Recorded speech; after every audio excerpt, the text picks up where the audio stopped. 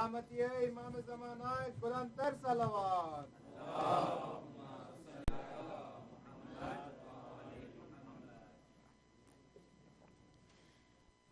رحم الله من قرأ سورة المبارك الفاتحة مسبوقة بالصلاة على محمد وآل محمد.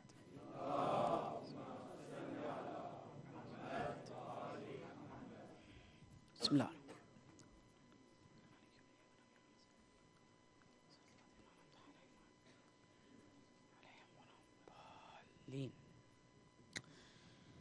بسم الله الرحمن الرحيم. الحمد لله رب العالمين، والصلاة والسلام على رسول الله وعلى أهل بيته الطيبين الطاهرين المعصومين المظلومين، ولعنة الله على أعدائهم أجمعين من يوم عداوتهم إلى يوم الدين.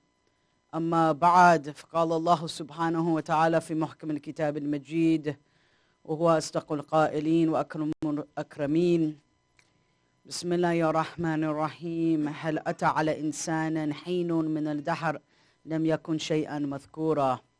صدق الله العلي العظيم.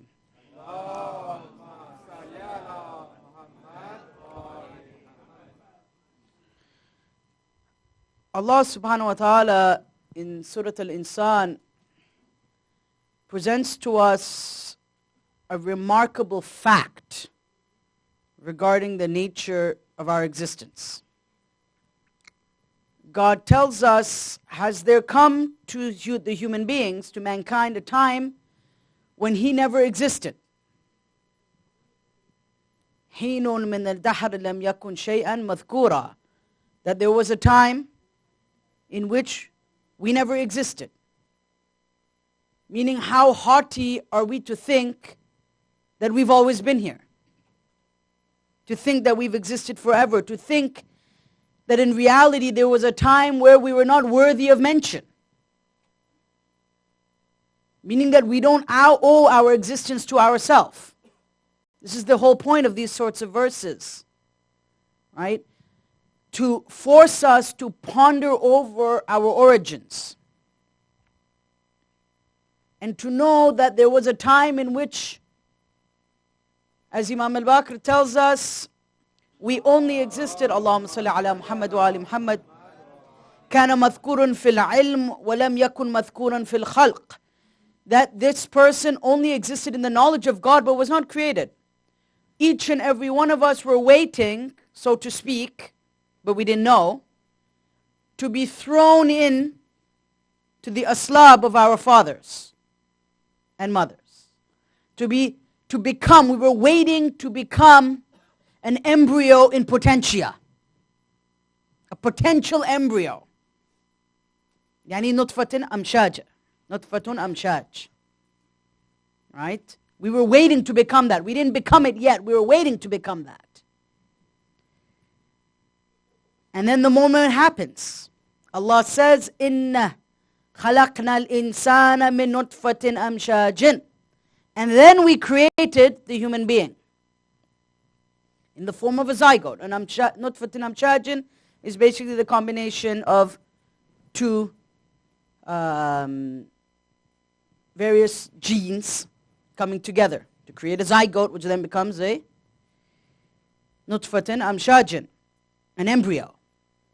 Then we created you in this form. So before that, we were nothing. We didn't exist, as far as we are concerned. We were nothing worthy of being mentioned, and then this is our beginnings. We know what these beginnings are, but this is what our beginning was. Allah subhanahu wa ta'ala is forcing us to think, how dare you now, O Yahiyul Insan, think that you are something? This is, you are nothing, and then I made you from this. Inna khalaqna al-insana min nutfatin amshajin. Nabtalihi. And then we tested him. Ja'alnahu sami'an basira. And then we tested him because we gave him the ability to hear and see. We gave it to him. And then we guided him to the path. وَإِمَّا شَاكِرًا وَإِمَّا كَفُورًا. And then this human being will either be an ungrateful brat, ungrateful, or he will be grateful. How do we know if we are grateful or ungrateful? That's the topic for tonight, inshallah. Really, the Holy Quran mesmerizes us. The way Allah subhanahu wa ta'ala speaks, it's incredible, and that's why we've talked so much about the Quran in the previous nights. It's absolutely incredible. Allah subhanahu wa ta'ala says, يَخْلُقُكُمْ فِي بُطُونِ أُمَّهَاتِكُمْ. And He created you in the wombs, and in the stomachs, in the wombs of your mothers, مِن بَعْدِ خَلْقٍ خَلْقًا مِن بَعْدِ خَلْقٍ. A creation into another creation, into another creation. في ظلمات ثلاثة. In 3 levels of darkness. From one creation to another creation, we trucked you along. You were nothing, Ya ayyuhal insan. We were nothing. Then somehow we became a speck of DNA, of what would become 2 chromosomes coming together, X and Y. We have no idea how this happened, where this came from, at what microscopic level this took place. But God is telling us in the Quran, Imma shakiran or imma kafura. You will now either be thankful or unthankful. He's trying to show where we've come from. And now we have no right to be ungrateful. We have no right to be arrogant. We have no right to think of ourselves as somehow superior.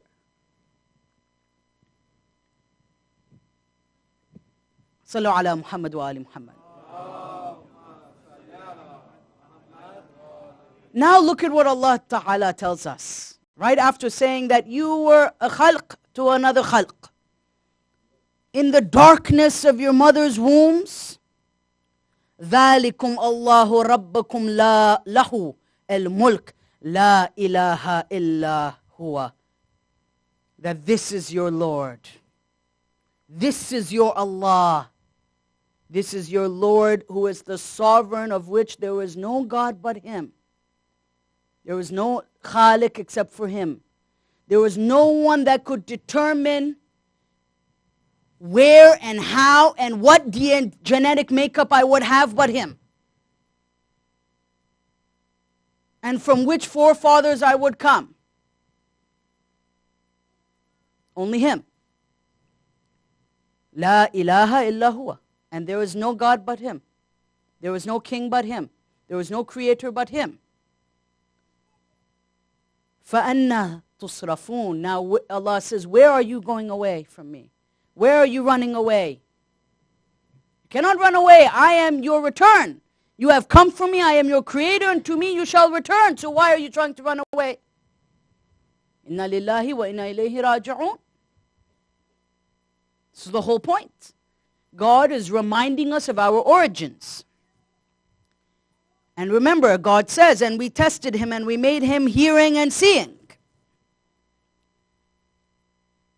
Inna hadaynahu al-sabila imma shakiran wa imma kafura.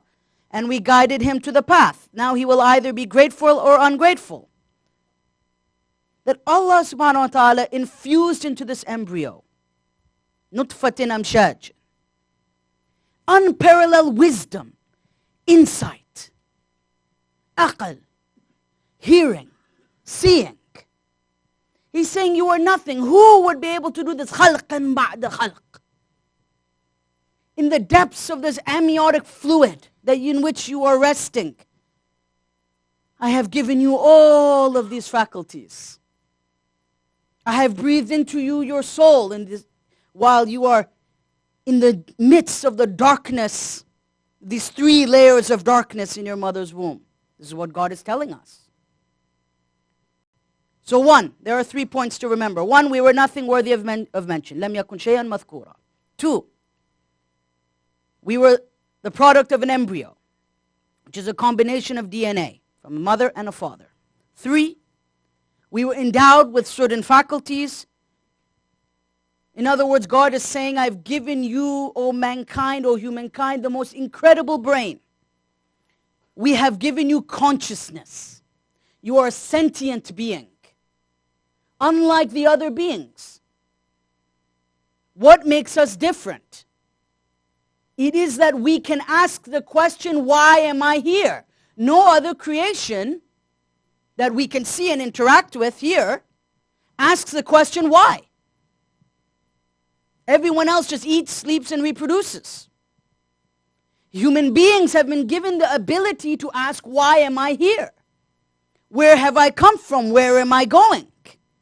What is my destination? What was my previous destination? That is the entire objective of these ayat of the Quran.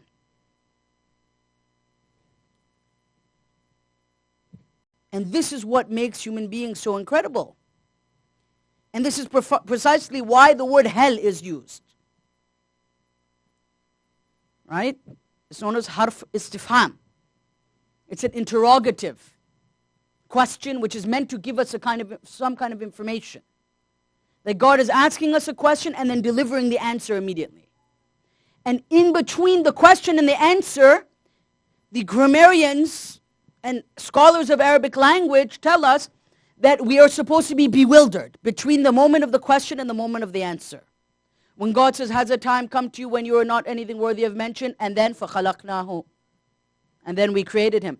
That between God's question and God's answer, we are supposed to be in a state of bewilderment before God. That is the entire purpose of the use of hell only in the Quran, in this ayah. Sallu ala Muhammad wa ali Muhammad.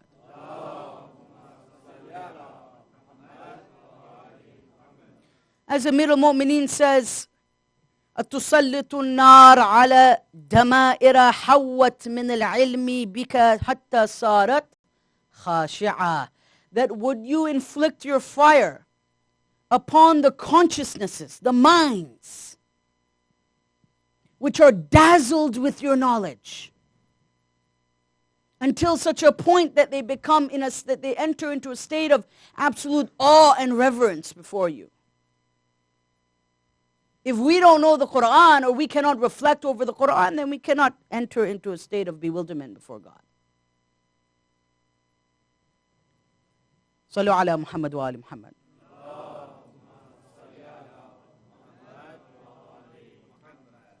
So God is saying, I have infused in you, O mankind, the ability to see, think, to give you a digestive tract. I've given you lungs. I've given you eyes. But wait a second. These are not particularly needed in the womb. For example, lungs. The lungs do not open until birth. Air is delivered through the umbilical cord and the placenta.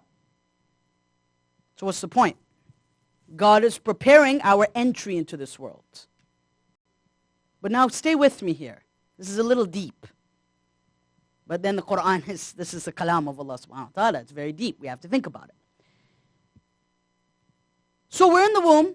God is forming us. He's giving us lungs. He's giving us ears. He's giving us a brain. He's giving us everything that we need. In the same way, our situation in this world is akin to the akhirah. Because this world is a womb for the soul. And it gives us time to prepare our spiritual insight, our spiritual ears, our spiritual heart to enter the next world. Just as God prepared us in those 3 levels of darkness, in the wombs of our mothers, He entered us into another world, which is El-Dunya. And it is El-Dunya, which is the rahim of the soul. It is the womb of the soul, because we know nothing except for the dunya. In the same way, when we were in the womb of our mother, we knew of no other khalq, no other existence except for the womb of our mother. We come into this world. We now enter a new womb. We're in a new rahim. And now we have a new set of challenges. But the difference between that womb and this womb is the following. In that womb, Allah subhanahu wa ta'ala gave it to us without us asking. He gave us our eyesight and our insight, our aql, He gave us the ability to find Him. Right? As Allah subhanahu wa ta'ala says, that I created everything in beauty. أَحْسَنَ كُلُّ شَيْءٍ ثُمَّ هَدَى. That I made everything beautiful and then I guided it. I set it on the way. I gave each and every human being the ability to find me. So now God enters us into this world. Now we have a choice. نَبْتَلِيهِ. Now we test him. Now we want to see what will he do with the mind I have given him. What will he do with the eyes I have given him? What will he do with the ears I have given him? Now the testing begins. The first stage didn't have to be tested. Right? We just rely on our mother's milk. We rely on everything coming through the umbilical cord, right? And through the amniotic fluid. We're just getting fed, built up. We don't have a choice. Now when we come in this world, Allah has sent the Anbiya and the Mursaleen and the Ai-Imma as an umbilical cord to deliver to us the food that we need. The prophets, Allahumma salli ala Muhammad wa ali Muhammad, that the Anbiya and the Mursaleen and the Ai-Imma alayhim afdala salatu wassalam are that umbilical cord from Allah. That's why the Ai-Imma say, Nahnu hablullah. Mamduda min as-sama' ila al-ard, that we are the rope of Allah, extending from the heavens to the earth. That it is through that cord, so to speak, the umbilical cord, when we connect ourselves to the Ma'asum, it is like an umbilical cord between their soul and our soul. And they are delivering to us the wisdom that we need. And that's the meaning of yatlu alayhim ayati, that the Prophet comes and he recites his verses to them. وَيُزَكِّيهِمْ وَيُعَلِّمُهُمُ الْكِتَابَ وَالْحِكْمَةِ, and he purifies them and teaches them the book and wisdom. That it is through that spiritual umbilical cord that God's chosen proof can deliver to us the necessary ingredients and things that we need in order to move from this womb to the akhirah. However, in this world, we have been created in a state of free will. Thus, we have a choice whether we want to attach ourselves to that source, to the habl of Allah subhanahu wa ta'ala, to the rope of Allah, or we can cut ourselves off from that rope. That's the difference between the mother's womb and this womb. But the nourishment is there.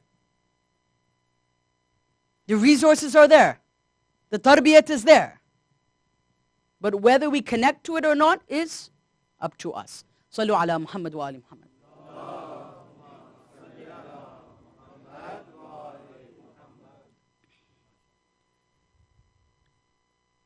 So, God sends us all of these things so to test us. But now I want to go even deeper. I want to take us a little bit deeper here. And if you have any questions, please come and ask me. If I'm going to somewhere else and it's confusing, please come and ask me after. But now we're going to go deeper. We're going to take this to another level. Let's go to Surah Al-Baqarah. I said I like to cite from the Quran, so we'll continue to do that. Let's go to Surah Al-Baqarah. What does Allah subhanahu wa ta'ala say? ذَلِكَ الْكِتَابُ لَا رَيْبَ فِيهِ هُدًى لِلْمُتَّقِينَ. That this is a book in which there is no doubt. It is a guidance for the muttaqeen. Straightforward, for those people who have taqwa. الَّذِينَ يُؤْمِنُونَ بِالْغَيْبِ وَيُقِيمُونَ الصَّلَاةَ وَمِمَّا رَزَقْنَاهُمْ يُنْفِقُونَ. Those who believe in the unseen, those who perform the prayers regularly and give the charity. Those who believe in the revelations that came before. وَبِمَا أُنزِلَ مِنْ قَبْلِكَ, or rather those that came before and the revelation that's come to you, Ya Rasulullah, وَبِالْآخِرَةِ هُمْ يُقِنُونَ. And they are certain in the hereafter. We talked about this last night. But in all of this, we sometimes forget something. And that is Allah subhanahu wa ta'ala has given us the greatest ability of all. In the womb, He's given us this ability. And what is that? The ability to perceive and believe in the ghaib. No other animal, no other creature believes in the ghaib, in the akhirah, in the judgment. That the greatest faculty that Allah has given us is the aql. And it is through the aql that we may believe in the ghaib. الَّذِينَ يُؤْمِنُونَ بِالْغَيْبِ.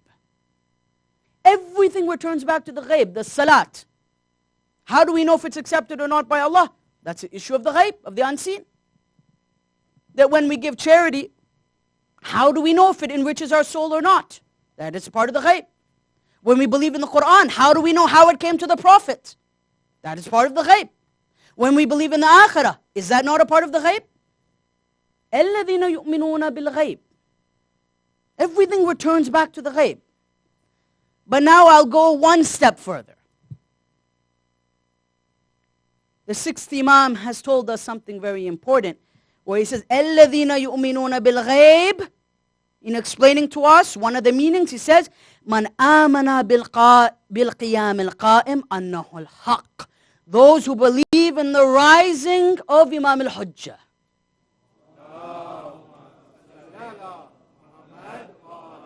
Or in another explanation, he said, Al-Muttaqun Shi'atu Ali, that the Muttaqun are the followers of Ali, wal-Ghaib huwa al-Hujja al-Ghaib. And the Ghaib is the Imam that is hidden from our eyes. الَّذِينَ يُؤْمِنُونَ بِالْغَيْبِ. That one of the most profound masadiq, applications of this verse, as the A'immah have taught us, is the belief in al-Qa'im min Ali Muhammad.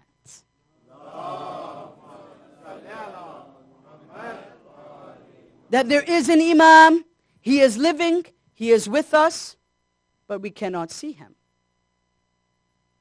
Now Allah subhanahu wa ta'ala has given us the ability to connect to this ghaib. But the question is whether we have Iman or not in it. Do we believe in it or do we not believe in it? So who is this al-Hujjah al-Ghaib? This unseen proof of Allah subhanahu wa ta'ala that is before our eyes. We cannot see him on a daily basis. In order to understand this concept, we have to understand the nature of the Quran. There are two Qurans. Not physically, I'm talking. Metaphorically. One, there is Kitab Tadwini. There's a book, yani ma bayna dafatayn, that which is between the two covers, which we all read. But then there's another book, and that is Kitab al-Takwini. That is the book which is manifested through the soul of the Ma'soom. Okay? And that's what Amir al-Mu'mineen meant when he said, Anna al-Qur'an al-Natiq. That when they put the Qur'ans on the spears at Siffin, and he tried to tell them, don't worry about that. Anna al-Qur'an al-Natiq. I am the speaking Qur'an. I am the embodiment of the Qur'an. I am the living Qur'an.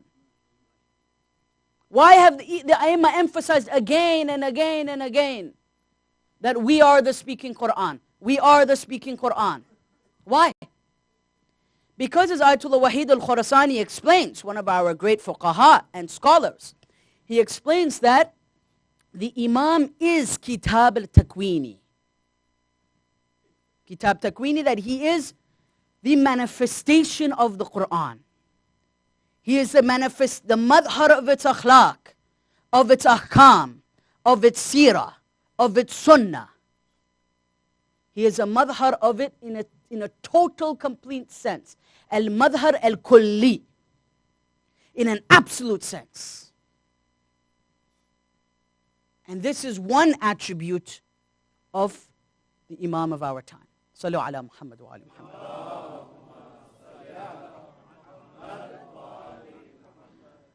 So who is this Imam?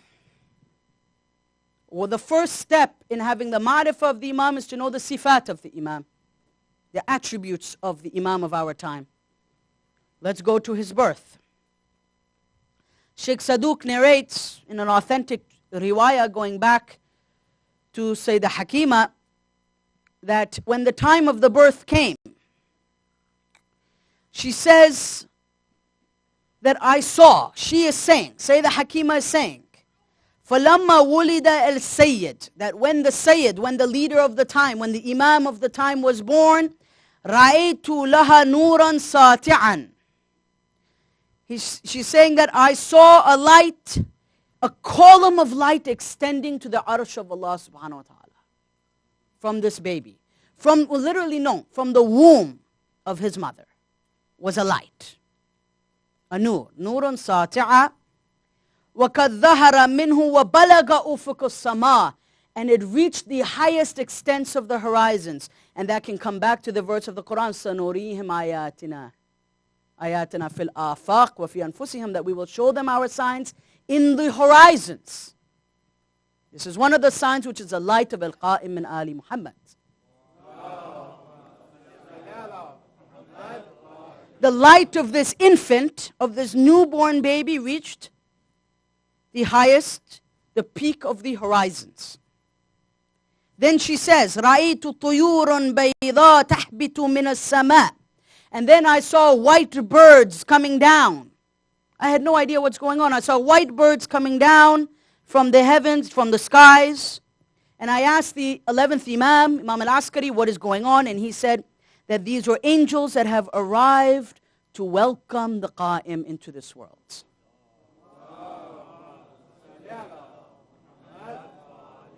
فَهَذَا صَاحِبُ عَصْرِنَا وَزَمَانِنَا. This is the owner of our time and our age. Of course, we cannot even begin to understand these things. But the first step is to know the attributes of our Imam. All right? And we understand that the earth, or creation rather, cannot exist la tarfat al-ayn, not for a blink of an eye, without Allah subhanahu wa ta'ala's hujjah. Cannot. Continue. Some traditions, Ayatollah Wahid al-Khurasani again explains, so these are not from my words, these are from one of the greatest maraja and fuqaha, the whole city of Qum. He explains in his dars that in the riwayat, although I've seen the riwayat myself, but it's better I rely upon a great scholar before I quote them, he says that in fact many riwayat that are acceptable state that this light went so far that it lit up the arsh of Allah subhanahu wa ta'ala. Now we said, of course, that arsh represents the knowledge, the qudra, the adama of Allah subhanahu wa ta'ala. So thus you could say that the light of Allah subhanahu wa ta'ala, its manifestation is the light of the Imam of the time. This is where the connection comes. And there's no problem in this connection. Nobody's saying the Imam is God. They're saying that it is his manifestation. Sallu ala Muhammad wa ali Muhammad.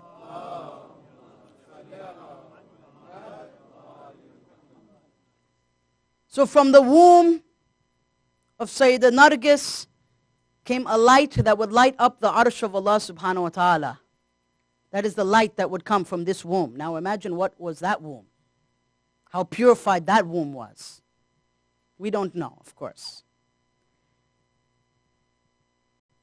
But does the Imam describe himself as light? Or is this something that we are kind of, how should I put, doing an analogy and applying it to him?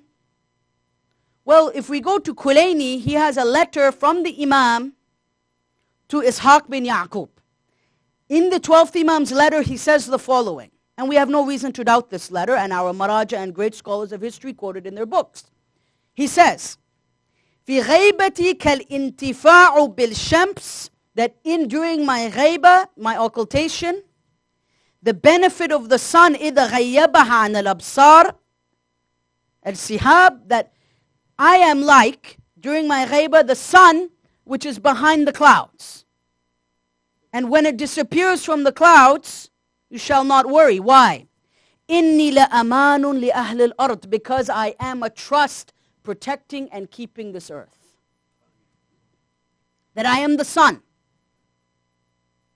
I am that light which is allowing this earth to continue to exist. That's why we believe from our aqaid, from Dinyat 101, that the creation cannot exist for a blink of an eye without the presence of God's proof.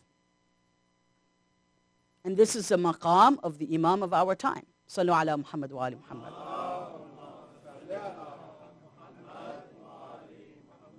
That he is the security of the earth. Sayyidah Hakima relates to us again via Sheikh Saduq, who of course is known as Ra'is al-Muhaddithin, the head of all the Muhaddithin. She narrates to us in one of the earliest sources, she says, when the veil was lifted, that when all this was taking place and the Imam was being born, there was a veil. That even I, although I was the midwife, I was not given access to see the actual womb of his mother. I was not given access. There was a veil. But then she says, as soon as the veil was lifted and I saw the baby, ساجدا لوجهه جاثيا على ركبتيه رافعا سبابتيه, I saw him prostrating on his face with his knees bent and his two fingers raised up. And he was saying, Ashhadu an la ilaha illallah, wahdahu la sharika lahu. And I heard this boy saying with his fingers raised up in a state of sajda, the baby had just come from the womb, and I heard him say, there is no God but Allah. He is one, he has no partner. But the Imam does not end there. He says, وَأَنَّ جَدِّي مُحَمَّدًا رَسُولُ اللَّهِ, and my grandfather is Rasulullah. وَأَنَّ أَبِي أَمِيرُ الْمُؤْمِنِينَ, and my father is Amir al-Mu'mineen. ثُمَّ عَدَّ إِمَامًا إِمَامًا, then he went through each Imam, إِلَّا أَنْ بَلَغَ إِلَى نَفْسِهِ, until he reached himself. And he testified to his own imamat in the very same way that Jesus testified to his own prophethood when he was born. Why should this be unusual? Did Allah say, I cannot do it for anyone except for Jesus? No. So why should this be kufr or shirk or na'udhu billah? Why? Did Jesus not speak from the cradle? Did he not say that I am a prophet of God when he was just born? Yes, he did. And this is an attribute shared between Prophet Jesus and the Imam of our time. Sallu ala Muhammad wa ali Muhammad. The Prophet tells us, Al-Mahdi ta'awusu ahlu Jannah. The Mahdi is the peacock of the people of paradise. Why does the Prophet use the word peacock? Because the peacock is the most beautiful animal. For those who go to Arabic literature, you'll understand why the Prophet says ta'awus. When you want to see an example of absolute beauty, of absolute mind-boggling, amazing beauty, you look at the peacock. That is the nature of Arabic literature. The Prophet is saying, when you want to see the beauty of Jannah, you look to the Mahdi. Why? Allahumma salli ala. Because the entire faith and light of every single prophet and imam is contained in his soul. When he will arrive, he will say, if you want to know Ibrahim, see me. If you want to know Isa, see me. If you want to know Muhammad, see me.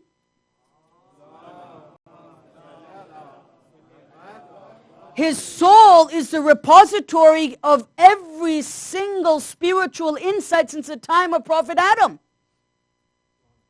He is the culmination of God's plan. Thus, how could he not be the peacock of Ahlul Jannah? That he is the misdaq of beauty, of what it means to be beautiful. Sallu ala Muhammad wa ali Muhammad.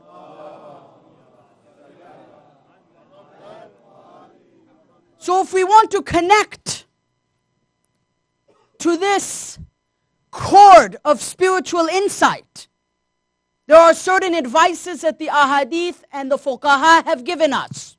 Practical advice. 1, as-salah at the right time. Fi waqt al-fadila. At the fadila time of the salah. Why? First of all, when we pray, we are enriching the ears and the eyes of our soul. Remember, we are in a womb. I've already said that. But now we have to enrich our soul in this womb. And we cannot begin to enrich our soul without the salah. Because then we will be raised as a person tells the Prophet, as a person tells Allah, لِمَا هَشَرْتَنِي أَعْمَى, why did you raise me blind? فَكُنْتُ بَصِيرًا, I could see, but now you've raised me blind. One of the reasons, if not one of the largest reasons for this, is because the eyes and the ears of the masami' of the soul are not enriched. They're completely blocked because the person did not perform the salah. Let's look at the ahadith. What has Rasulullah said? He said, لَيْسَ مِنِّي مَنْ إِسْتَخَفَّ بِصَلَاتِهِ وَلَا يَرِدُّ عَلَيَّ الْحَوْضِ لَا وَاللَّهِ. Look at what the Prophet says. He says, this person is not from me. The one who does not consider salah important. Meaning the one, يعني مَنْ يَتْرَكُ الصَّلَاةِ بِغَيْرِ عُذْرٍ. This is what the A'immah have explained. The one who leaves the salah without an udhr. لَيْسَ مِنِّي. And he will not meet me at Hawd. He will not meet me at the fountain of Hawd on the day of judgment. The one who abandons the wajib salah without an excuse. Meaning an excuse in the sense like I'm on my deathbed or I'm sick or there's just something absolutely extraordinary happened. I fainted or something and I couldn't pray. Otherwise we can pray in almost every situation. We can even pray when there's no qibla and we don't know it. We have to pray. We can even pray without wudu if we have to. Even if we can't make tayammum, we can still pray. Allah and the Ahlul Bayt have given us each and every scenario in which we can pray. Even when we're sick in the hospital, we can pray with our eyes. So this udhr has to be really great in order for us to say that I have an excuse that I did not pray. And in fact, the fifth Imam tells us, this is a very powerful tradition. I have checked it with the mujtahideen, these are hadith. The fifth Imam tells us, he was asked by his companion, tell us about the great sins. We talked about one of them, which is uquq al-walidain. Then the Imam says, the one who eats the wealth of the orphans, amwal al-aytam, wa tariq salat, and the one who abandons the prayer. But then the companion asks the Imam, Ya Imam, which one is worse? Which one is worse? Any akbah or akhbath? He says, tariq salat. Person looks at the Imam and says, how? Even worse than an adulterer? The Imam says, Naam. The Sahabi asks the Imam, whoa. Someone who abandons the salah is worse than an adulterer? Worse than the one who disobeys his parents? Worse than the one who drinks alcohol? And so on. I mean, you can look at the whole section in Al-Kafi. I'm not making this up. The whole section, the fuqaha all have it in the books of fiqh. The Imam explains that the one who abandoned the salah is different from the one who committed adultery. Why? Because the one who committed adultery, of course, this is a great sin. It's a capital punishment in Islamic law. Because that person gave in to their shahwa. They shouldn't have into their animalistic desires. The one who abandons the salah, huwa mustakhif bi amrillah, that this person does so because they don't care about Allah's orders. They don't have an excuse. No excuse except for the fact that Allah subhanahu wa ta'ala was not important to them. فَهَذَا السَّبَبْ, the Imam goes further. هَذَا السَّبَبْ لِأَنَّهُ هُوَ كَافِرٌ, that this person is kafir. Not in the sense of being outside the realm of Islam, the fuqaha have explained, but in the sense that spiritually the person is a kafir. They're still a Muslim, but spiritually they are a kafir. فَهُوَ كَافِرٌ. This is in Al-Mahasin of Al-Barqi, Al-Kafi, the works of Sheikh Al-Saduq, all the early books, yani Kutub al-Muta'amida. And as I said, the fuqaha repeat these traditions in their books of fiqh. So without salah, there can be no connection with the Imam of the time. Absolutely. Sallu ala Muhammad wa ali Muhammad.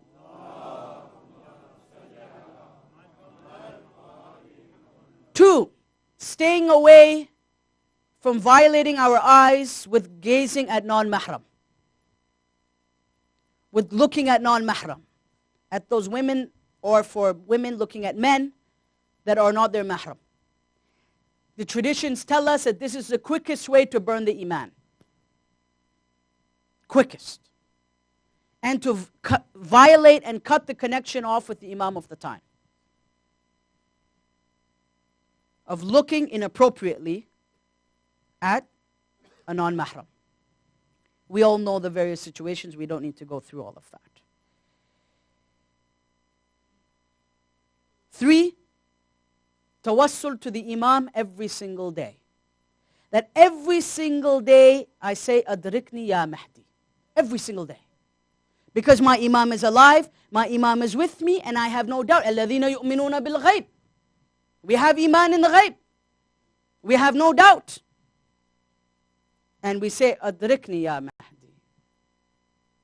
Adrikni ya al-Qa'im min Ali Muhammad. Help me.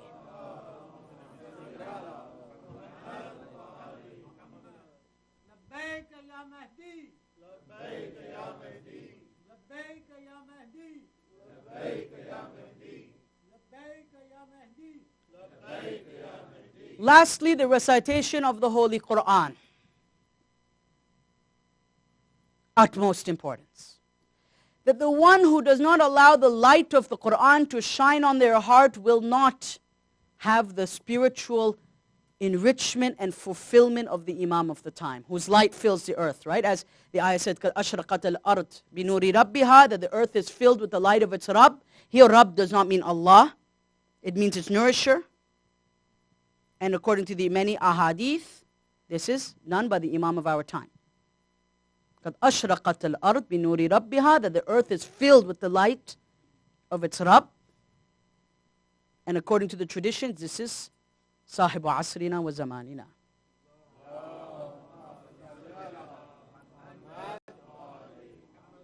But this light cannot enter our heart unless we are with the Quran. And that's why it is advised since the time of Amir al-Mu'mineen that the Mu'minun should recite at least 50 verses a day. 50 ayat of Quran a day. As much as you can, but 50 ayat a day, and give it as a hadiyah and a gift to the Imam of the time. That you surrender it as a hadiyah to the Imam. You say, Adrikni ya Mahdi, and you recite the Quran, and I am offering this as a gift to you. This is what our fuqaha have taught us. In fact, these are the a'mal of our fuqaha and our maraja, and our sources of emulation. These are the a'mal that they perform. People often ask, well, how is it that they reach a certain level? These are some of the acts that they perform on a daily basis in order to establish a connection with the Imam of the time.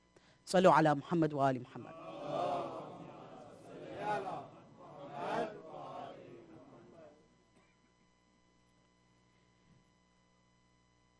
It is then narrated to us. I'll end with a couple of more traditions, and then I will do the Masayib, inshallah, for tonight. But are we not disadvantaged because we can't meet the Imam? This is often a question that comes to me from the youth. That I can't meet my Imam. He's put me at a disadvantage. Allah has put me at a disadvantage. That I need to meet him in order to be spiritually fulfilled. But we have to remember that the Imam has said that I am like the sun and I nourish the earth. I nourish creation whether there is a cloud or there isn't a cloud.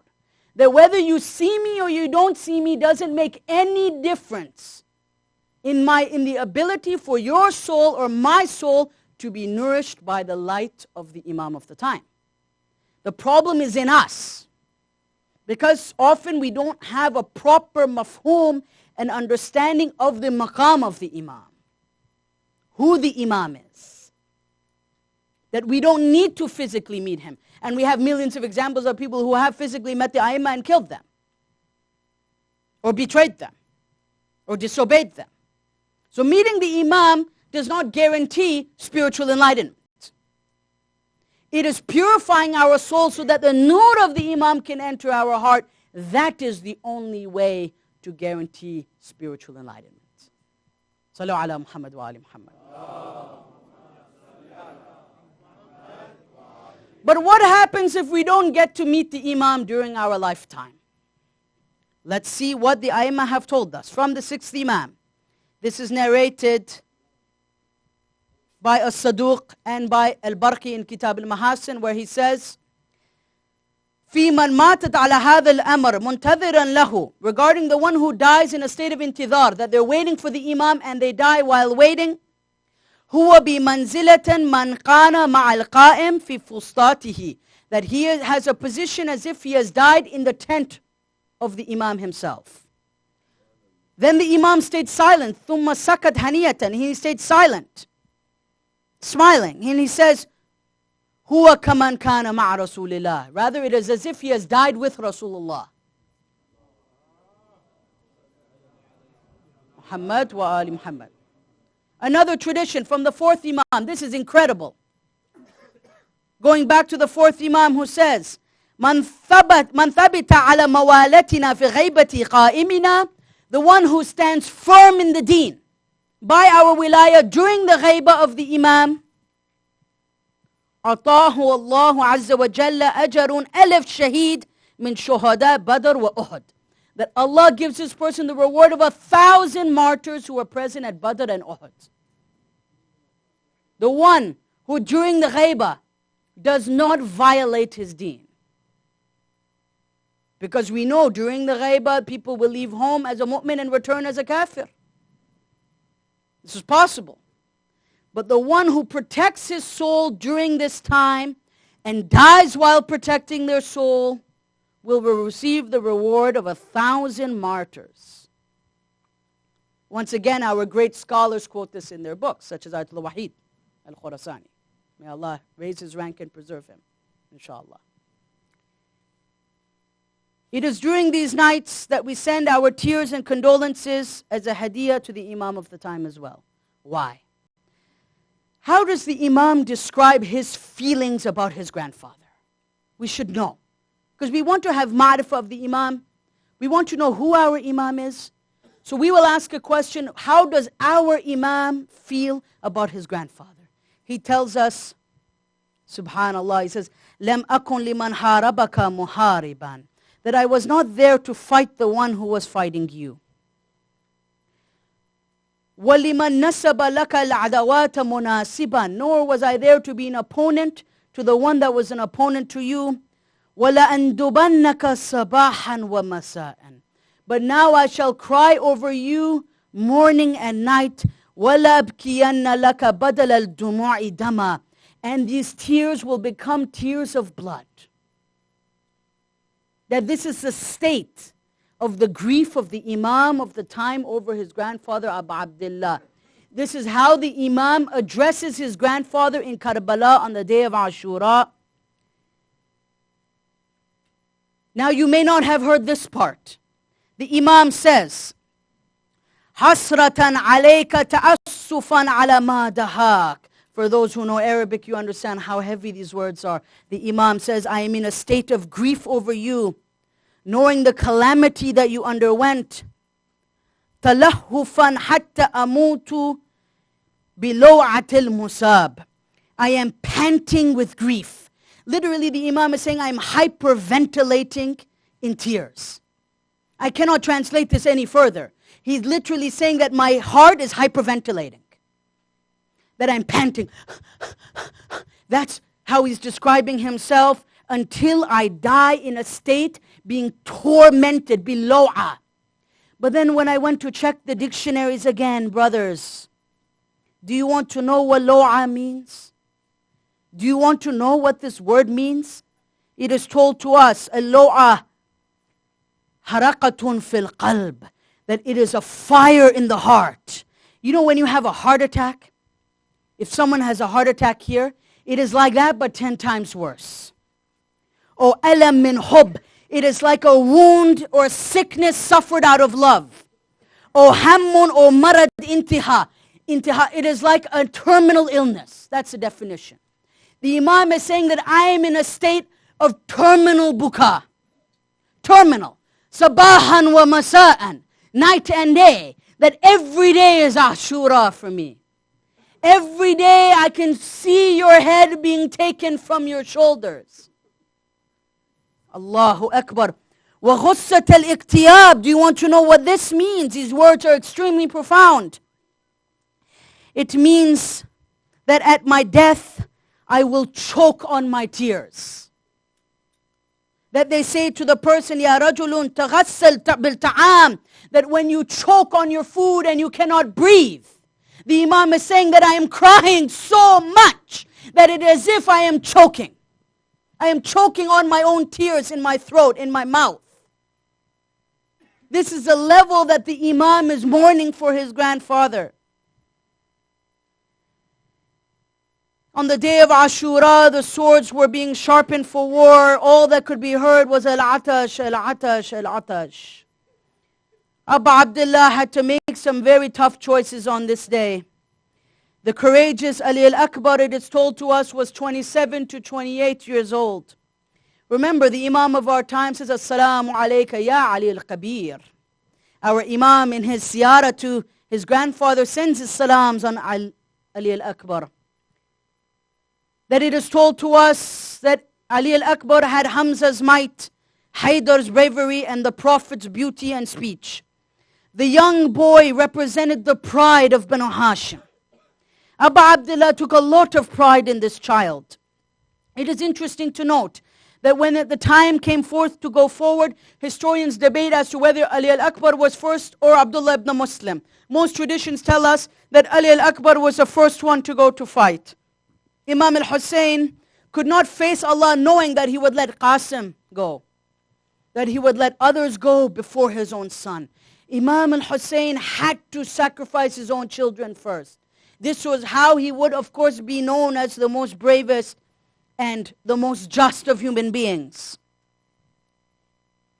Assalamu alayka ya awwala qatil min nasl khayr al-salil.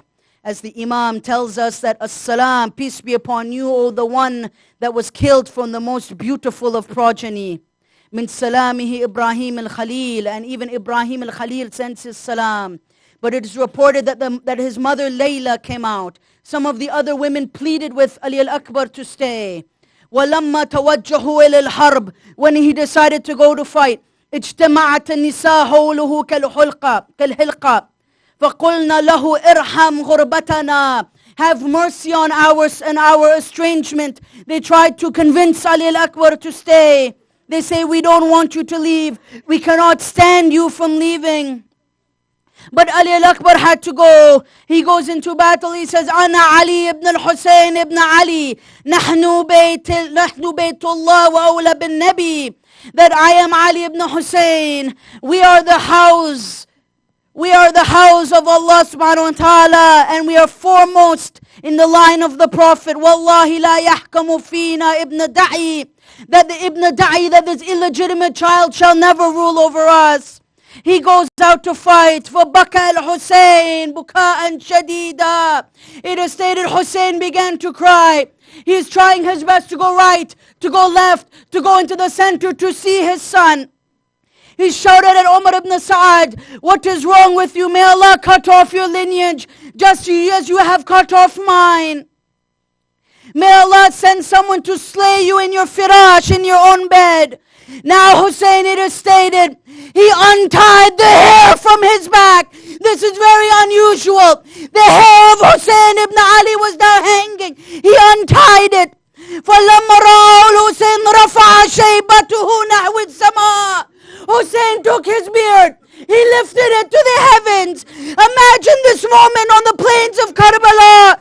He says, Allahumma ashhadu ala ha'ulai al-qawm. He says, oh Allah, I witness over these people. قد برز إليهم غلام شبه الناس خلقا وخلقا ومنطقا برسولك Muhammad. That a boy has gone to fight them who resembles the messenger in his creation, in his speech, in his akhlaq.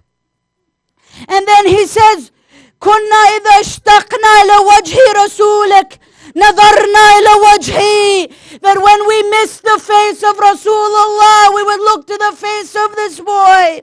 Allahumma famna'hum barakat al-ard. Oh Allah, prohibit your blessings from reaching these people. Imagine Hussein, it is said, his hair was hanging down. His beard was faced to the sama. Allahu Akbar. Ali al-Akbar goes out into battle. He continues to fight. Abu Abdullah turns to them and he says, May their rulers never be satisfied with them. May their rulers turn against them just as they murdered us. These were lines in which the Imam expresses his betrayal. Ya Abu Abdullah, Ali al-Akbar continued to fight. He went from right flank to left flank. The traditions tell us that he killed 120 men. By now the thirst was killing him. He was so exhausted. ثم رجع على أبيه. He returns to his father. And فقد أصابته جراحات كثيرة. That many wounds had already come onto his body. He is covered in jirahat, in wounds. He returns to his father. He says, Ya Abba, العطش قد قتلني. He says that the thirst is killing me, Ya Abu Abdullah. والثقل الحديد قد أجهدني. And the weight of this iron is breaking me. I cannot take it. فهل إلى شربة من ماء سبيل. Is there even one drink of water that I could get? What could Abu Abdullah tell him? How was he to respond to his son? Ya Abu Abdullah, wa Husayna, فبكى الحسين بكاء شديدا. Hussein began to cry again. It is stated that his shayba, in some traditions, his beard was soaked in tears. He says, Bunayya, Ya Bunayya, hati lisanik. Give me your tongue. Ali al-Akbar puts his tongue out. وَخُذْ هَذَا الْخَاتِمْ فِي فِيك. Take this ring and put it in your mouth. وَارْجَعْ لَكِتَالَ عَدُوِّكَ. Now return to fight. Allah knows what this ring was. Allah only knows why this ring was put in the mouth of Ali al-Akbar. Ali al-Akbar goes out to charge out into the enemies. He kills another 80 opponents. How the heart of Abu Abdullah must have been beating. Ya Abu Abdullah. But then eventually they crowded around him. ثم ضربه المنقذ ابن مرة العبدي على مفرق رأسه. Then Munqidh came. He hit Ali al-Akbar at the top of his head. This is similar to the wound experienced by Amir al-Mu'mineen. Ya Abu Abdullah. Ya Abu Abdullah. He began to say, Ya Abata. Ya Abata. Ya Abu Abdullah. All Hussein could hear was the screams of Ya Abata, as his son's face was dripping in blood. It is told to us in the tradition from Abu Faraj Isfahani that then an arrow was launched. فَوَقَعَ فِي حُلْقِهِ. And the arrow landed on the throat of Ali al-Akbar. أَقْبَلَ يَنْخَلِبُ فِي دَمِّهِ. The blood began to squirt out from the neck of Ali al-Akbar. This is why Imam as-Sadiq describes him as madbuh, as the one that was crucified like an animal. Ali al-Akbar falls onto the ground off his horse. فَقَطَعُوهُ بِأَسْيَافِهِمْ إِرْبَا. They began to chop his body into pieces. They crowded around him. They one by one, they began stabbing him, cutting his body parts off. Irban, Irban. One by one, imagine. Abu Abdullah runs out. He finally reaches his son. He says, قَتَلَ اللَّهُ قَوْمًا قَتَلُوكَ يَا بُنَيَّ. May Allah kill those who killed you, Ya Abu Abdullah. ثم أتى الحسين وأنكب عليه واضعا خده على خده. Then he put his cheek on the cheek of Ali al-Akbar. Ya Abu Abdullah. He then said the words which will be heard forever. على دنيا بعدك العفا. That after you, this world has no meaning. After your death, this world has no more meaning. He says, يعز على جدك وأبيك أن تدعوهم فلا يجيبونك. He says, hard it is upon your grandfather and your father that when you said, Ya Abata, I could not reach you. These were the final moments between Abu Abdullah and his son. His cheek is on the cheek of Ali al-Akbar. Allahu Akbar. Imam al-Hussein orders the young from Banu Hashim to take Ali al-Akbar to the Fustat. It is at this point that Hamid bin Muslim relates. At this point I saw a woman coming out who looked like the sun. She hugged the blood-covered body of Ali al-Akbar and she said, Wa Habiba, wa thamaratu fuada, wa nura aina. Oh, the light of our eyes. Oh, the love of our hearts. I inquired, who is this woman? سألت عنها فقيل هذه زينب بنت علي. That Sayyidah Zainab is falling on the body of Ali al-Akbar. Historians tell us, brothers, this is the hardest point. That as the women began to scream, Abu Abdullah was pin drop silent because he had no jawab. Abu Abdullah actually had no idea how to comfort. What was he to say to Zainab?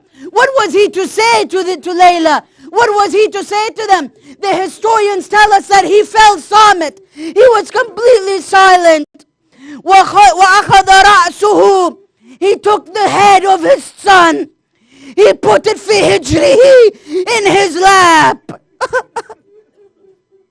وَيَمْسُهُ الْدَمْ وَالْتُرَابَ عَنْ وَجْهِهِ. He began to wipe the blood and the sand from the face of his son. His son is laying in his lap. He says, Ya waladi. Imagine he's speaking to his son. His dead son is in his lap. He says, Ya bunayya, Ya waladi. You are now relieved from the ham of this dunya. You are relieved from the gham of this dunya. Inna lillahi wa inna ilayhi raji'un. Matam Hussein. Matam Hussein.